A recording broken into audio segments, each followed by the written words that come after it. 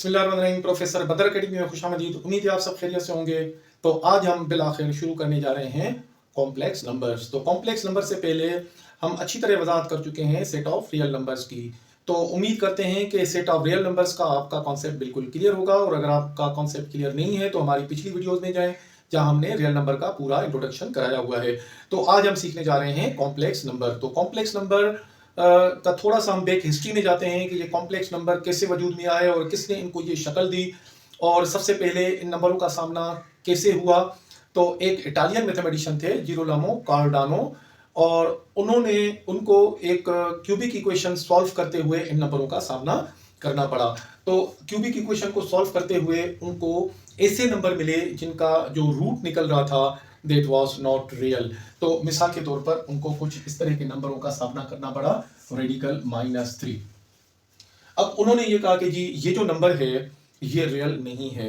अच्छा जी, ये रियल क्यों नहीं है, थोड़ा सा तरह इसको भी डिस्कस कर लेते हैं कि ये नंबर रियल क्यों नहीं है। ये निशान है स्क्वायर रूट का। ये स्क्वायर रूट क्या है? मिसाल के तौर पर मेरे पास अगर एक स्क्वायर है, ये जी मेरे पास स्क्वायर, और स्क्वायर क्या होता है जी कि ऐसी बंद शक्ल जिसकी चार साइडें हों, चारों इक्वल हों, हर एंगल 90 डिग्री का हो। ये मैंने आपके सामने एक स्क्वायर बनाया है। तो अगर इसका एरिया जो है वो 25 है, तो मैं अगर इसका स्क्वायर रूट ले लूं तो मुझे जवाब क्या मिलता है जी? यस, 5 जवाब मिलता है। तो ये 5 क्या है? 5 इसकी एक साइड को जाहिर करता है, यानी इसके रूट को जाहिर करता है। तो हमारा जो स्क्वायर है वो कैसे जनरेट होता है? उसकी एक साइड से, कि एक साइड 5 की है। जब हमने उसका स्क्वायर बना लिया तो टोटल जो इसका एरिया आ गया वो 25 यूनिट्स है। जब हमने उसका स्क्वायर रूट लिया 25 का तो हमें उसकी एक साइड मिल गई। बिल्कुल इसी तरह अगर मेरे पास कोई एक ऐसा स्क्वायर हो जिसकी हर साइड 1 हो, तो मैं 1 का स्क्वायर रूट लूं तो उसका जवाब आया मेरे पास 1। इसी तरह अगर मैं 4 का स्क्वायर रूट लूं तो मेरे पास जवाब आ रहा है जी 2। यानी अगर एरिया हमारे पास 4 है, मैं उसका स्क्वायर रूट ले रहा हूं, तो यस मुझे उसका जवाब मिल रहा है कि उसकी एक साइड है 2 यूनिट्स। तो इसी तरह अगर मैं स्क्वायर रूट ले लूं -4 का, से सपोज। अब -4 क्या है? एक नंबर तो है, रियल नंबर में भी आता है, लेकिन स्क्वायर रूट के अंदर नेगेटिव नंबर कोई माने नहीं रखता था। कैसे माने नहीं रखता? कि स्क्वायर रूट का मतलब है ये एरिया है, और एरिया तो नेगेटिव हो नहीं सकता। अब देखें ये एरिया है, मैं देखें हम 0 का स्क्वायर रूट भी ले सकते हैं कि मेरे पास कोई एरिया नहीं है, तो मैं अगर उसका स्क्वायर रूट लेता हूं तो यस मेरे पास जवाब आता है 0, उसकी साइड भी 0 होगी, तो मेरे पास कोई भी एरिया नहीं है। तो प्लस के जितने भी नंबर हैं आप उसका स्क्वायर रूट ले सकते हैं, लेकिन जो नेगेटिव नंबर हैं आप उसका स्क्वायर रूट नहीं ले सकते। तो जैसे मेरे पास ये है -4, तो अब वहां पे जब इन नंबरों का सामना करना पड़ा जिरोलामो कार्डानो, उनके साथ साथ एक और मैथमेटिशियन थे 16th सेंचुरी के, रेने डेस्कार्ट, उन्होंने भी जब इन नंबरों को देखा तो उन्होंने कहा जी ये नंबर रियल नहीं है। तो ये फर्स्ट इंट्रोडक्शन था इन नंबरों का जिनको उनका सामना करना पड़ा। उन्होंने इन नंबरों को एक जगह पे रहने दिया, लेकिन उन्होंने इसको एक नाम दिया जी ये रियल नहीं है। तो रेने डेस्कार्ट ने इसको इमेजिनरी का नाम उस वक्त दिया था, लेकिन इसको किसी चीज से डिनोट नहीं किया, जस्ट कॉन्सेप्ट दिया। तो देखें अगर हम रियल लाइफ में भी देखें तो ये नंबर हमें नजर आ रहे हैं कि ये रियल नहीं है। तो जब ऐसे नंबरों का सामना करना पड़ा और ये नंबर मुसलसल आते जा रहे थे, तो 18th सेंचुरी में दो मैथमेटिशियन थे, एक थे डी एलम्बर्ट जिनका ताल्लुक था फ्रांस से, और दूसरे थे लियोनार्ड ऑयलर, एक स्विस मैथमेटिशियन। तो उन्होंने इन नंबरों पे काम किया और इनको एक नंबर सिस्टम का दर्जा दिया। अब वो नंबर सिस्टम कहलाता है कॉम्प्लेक्स नंबर। तो कॉम्प्लेक्स नंबर में उन्होंने जो इमेजिनरी पार्ट्स थे उनमें एक जान डाल दी। अब मिसाल के तौर पर हमारे यहाँ डेली लाइफ में बहुत सारी ऐसी चीजें होती हैं जो रियल नहीं होती। मिसाल के तौर पर जी मैं रात को सो रहा हूँ जी, मैंने एक ख्वाब देख लिया, तो वो तो इमेजिनरी होता है, रियल नहीं होता। इसके अलावा आप अगर रेनबो देखें तो रेनबो में कलरफुल लाइनें नजर आती हैं, लेकिन आप वहां जाकर देखें तो वो आपको रियल में नहीं होती, वो जस्ट एक इमेज होता है जो आपकी सूरज की शुआओं से उनकी जो रोशनी अलग अलग होती है वो नजर आ रही होती है। और इसके अलावा अगर आप देखें, आप कहीं रोड पे सफर कर रहे हो दिन के टाइम, खासकर गर्मियों में, तो आपको नजर आता है कि जी वो सामने रोड पे बहुत सारा पानी है, लेकिन जब आप वहां करीब पहुंचते हैं तो वहां पानी नहीं होता। इसी तरह अगर आप सहरा में सफर कर रहे हैं तो आपको पहाड़ के नीचे कहीं दूर आपको पानी नजर आता है, लेकिन जब आप वहां करीब जाते हैं तो वहां पानी नहीं होता। तो बहुत सारी ऐसी हमारी डेली लाइफ में ऐसी चीजें हैं जो इमेजिनरी हैं। तो इमेजिनरी नंबरों का वजूद समझ में आता है कि इमेजिनरी नंबर्स भी हो सकते हैं। लेकिन अब जो इमेज है, अब मिसाल के तौर पर कि मैं यहां खड़ा हूं, मेरे ऊपर लाइट पड़ रही है, तो दूसरी साइड मेरा इमेज जरूर पड़ेगा। तो वो बात समझ आ रही है। लेकिन अगर आपके सामने अचानक अचानक सिर्फ इमेज घूमने लगे तो हम भी डर जाएंगे, यार ये क्या हो रहा है, ये इमेज कहाँ से आ गया। तो इमेज किसी चीज के साथ अच्छा लगता है, सिर्फ इमेज काम का नहीं है। तो अब क्या किया कि जी 18th सेंचुरी में जो मैथमेटिशियंस थे उन्होंने इसको एक बाकायदा सिस्टम बनाया कॉम्प्लेक्स नंबर्स का, लेकिन रियल नंबर सिस्टम साथ मिला के, रियल नंबर और इमेजिनरी नंबर को मिला के एक कॉम्प्लेक्स नंबर का कॉन्सेप्ट दिया। आइए देखते हैं कि जी ये रियल और इमेजिनरी नंबर्स को कैसे मिलाया गया। तो जी हर वो नंबर जो a प्लस बी आयोटा की शक्ल का हो, इसको हम कहते हैं कॉम्प्लेक्स नंबर। तो इसको हम जाहिर करते हैं z से, स्मॉल z से। इसमें a b क्या है जी, a और b जो है इनका ताल्लुक है आपका सेट ऑफ रियल नंबर से। और इसमें जो आयोटा है ये एक इमेजिनरी पार्ट है, यानी पहला पार्ट आपका रियल पार्ट, दूसरा पार्ट आपका इमेजिनरी पार्ट। यानी जिसमें आपका आयोटा आए वो इमेजिनरी पार्ट, और जिसमें आपका आयोटा नहीं है वो रियल पार्ट। तो ये मिलके एक नंबर बनाया जिसको हमने कहा a प्लस बी आयोटा। इसको हम एक और तरीके से भी लिख सकते हैं। अगर हम इसको पैरेंथेसिस में लिखें तो a कामा b लिखेंगे। तो पहला पार्ट रियल को जाहिर करता है, दूसरा पार्ट इमेजिनरी पार्ट को जाहिर करता है।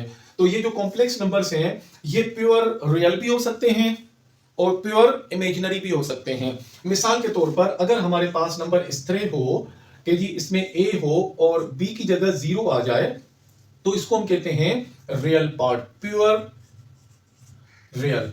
ये प्योर रियल पार्ट है जी। और अगर किसी नंबर में जो रियल पार्ट है वो अगर आपका 0 हो जाए और आपका जो इमेजिनरी पार्ट है उसमें कोई नंबर हो, तो हम इसको कहते हैं pure imaginary, pure imaginary number. तो रियल नंबर जो कॉम्प्लेक्स नंबर है, थोड़ा जरा हम उस नंबर्स को भी देख लेते हैं कि जितने भी रियल नंबर्स हैं वो कॉम्प्लेक्स नंबर में शामिल हैं।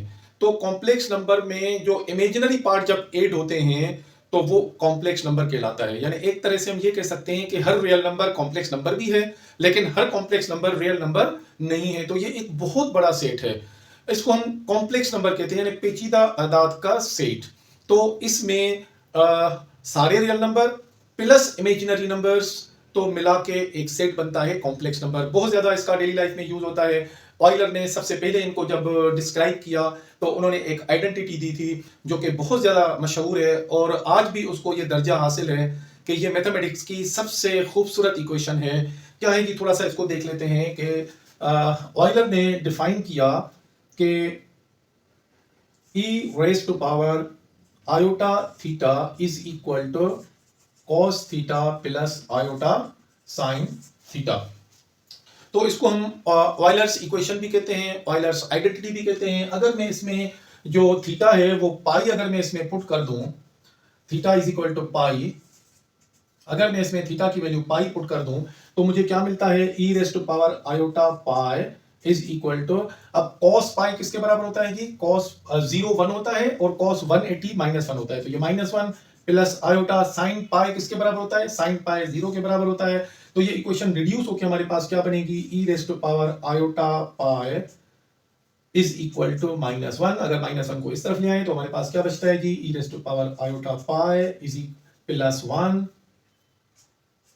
1 इज इक्वल टू 0। इसको हम कहते हैं ऑयलर्स आइडेंटिटी। तो ये ऑयलर्स आइडेंटिटी है, इसको कहते हैं कि ये मैथमेटिक्स में, हिस्ट्री की दुनिया में जो सबसे खूबसूरत जो इक्वेशन है वो है आपके पास ऑयलर्स आइडेंटिटी।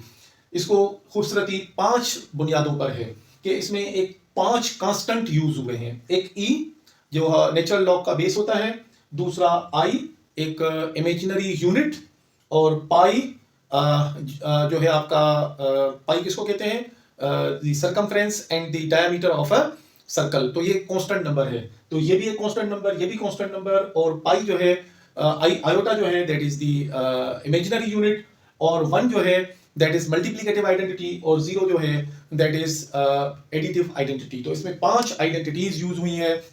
इस बुनियाद पर इसको हम दुनिया की सबसे खूबसूरत इक्वेशन भी कहते हैं। तो हमारा मकसद है आज डिफाइन करना कॉम्प्लेक्स नंबर्स को। तो कॉम्प्लेक्स नंबर को थोड़ा सा और मजीद डिटेल में देखते हैं। तो हम कॉम्प्लेक्स नंबर की डिटेल में जाने से पहले थोड़ा सा हम जरा देख लेते हैं कि ये डेली लाइफ में कहाँ कहाँ और किस तरह यूज होती हैं। तो डेली लाइफ में इसका बहुत ज़्यादा वास्ट यूज़ है, खासकर आपका इलेक्ट्रिकल इंजीनियरिंग में, आपका इसका बहुत वास्ट यूज़ है, अल्टरनेटिंग करंट स्पेशली इसकी फील्ड है।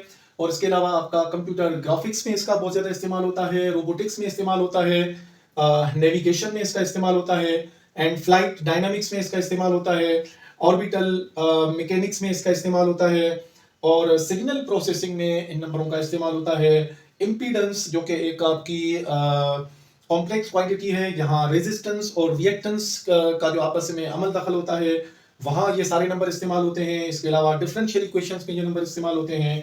और टेलीकम्युनिकेशन में ये मैंने कुछ नाम लिखे हैं कि मेरे पास मज़ीद गुंजाइश नहीं है यहाँ लिखने की। आप खुद भी सर्च कीजिए कि ये नंबर कहाँ कहाँ और किस तरीके से यूज़ होते हैं। आप जब आप अपनी ग्रेजुएशन की क्लासेस में आएंगे तो आप इनको प्रैक्टिकली पढ़ेंगे भी कि ये नंबर कैसे यूज़ हो रहे हैं और किस तरीके से काम कर रहे हैं। तो ये एक मुख्तसर सा इंट्रोडक्शन था। तो नेक्स्ट लेक्चर में हम ये सीखेंगे कि ये नंबर कैसे ऐड हो सकते हैं, कैसे मल्टीप्लाई हो सकते हैं, कैसे डिवाइड हो सकते हैं, इनसे जो फार्मूलाज बनते हैं वो हम सीखने जाएंगे। तो जस्ट ये एक इंट्रोडक्शन है कॉम्प्लेक्स नंबर का। तो हम उम्मीद करते हैं कि आपको कॉम्प्लेक्स नंबर का कॉन्सेप्ट और उसका डेली लाइफ में यूज़ अच्छी तरह समझ आ गया होगा। नेक्स्ट लेक्चर में हम सीखने जा रहे हैं कि ये नंबर आपस में ऐड कैसे होते हैं, सेपरेट कैसे होते हैं, मल्टीप्लाई, डिवाइड और इनसे बनने वाले फार्मूलाज कैसे काम करते हैं। तो नेक्स्ट लेक्चर में इंशाल्लाह जल्दी मिलते हैं। तो अपना ख्याल रखिएगा। अगर आपने हमारे चैनल को सब्सक्राइब नहीं किया तो सब्सक्राइब कीजिए, बेल आइकन को क्लिक कीजिए ताकि हर आने वाली वीडियो आपको मिलती रहे। अपना बहुत ख्याल रखिएगा। फिर मिलते हैं नेक्स्ट लेक्चर में। अस्सलाम वालेकुम।